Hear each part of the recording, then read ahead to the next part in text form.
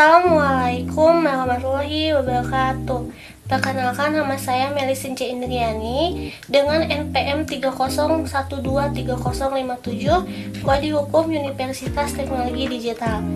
Di sini saya akan memaparkan beberapa materi tentang hukum pajak. Yang pertama itu ada pajak apa saja yang harus dibenahi di kantor pajak agar pajak tepat sasaran pada objek pajaknya. Nah, untuk memastikan pajak lebih tepat pada sasaran, ada beberapa jenis pajak yang perlu diperbaiki di kantor pajak. Yang pertama itu ada pajak pertambahan nilai atau bisa disebut dengan PPN. Nah, banyak kebocoran penerimaan negara akibat celah dalam sistem perpajakan.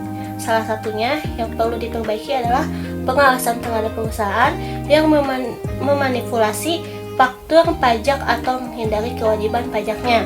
Lalu selain itu, penerapan tarif PPN harus lebih adil agar tidak membebani masyarakat kecil. Lalu selanjutnya ada pajak penghasilan atau bisa disebut juga dengan PPH. Pajak penghasilan bagi individu maupun perusahaan harus dikelola lebih transparan. Saat ini masih banyak pihak yang belum membayar pajak sesuai dengan pendapatan atau omset yang sebenarnya. Selanjutnya ada pajak kendaraan bermotor atau bisa disebut juga dengan PKB.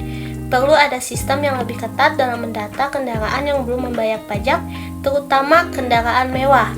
Lalu ada pajak bumi dan bangunan atau PBB.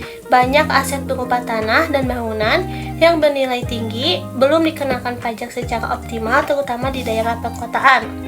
Lalu yang terakhir ada pajak dari transaksi digital dan e-commerce. Nah, pajak dari sektor digital dan e-commerce masih belum tergarap dengan baik. Banyak transaksi online yang belum masuk dalam sistem perpajakan. Jadi, selain perbaikan di berbagai jenis pajak tersebut, yang lebih penting adalah meningkatkan transparansi dan pengawasan dalam sistem perpajakan agar tidak ada kebocoran yang dapat merugikan negara dan masyarakat. Mungkin itu saja yang bisa dapat saya paparkan dalam pematerian hukum pajak. Mohon maaf bila ada kesalahan. Wassalamualaikum warahmatullahi wabarakatuh.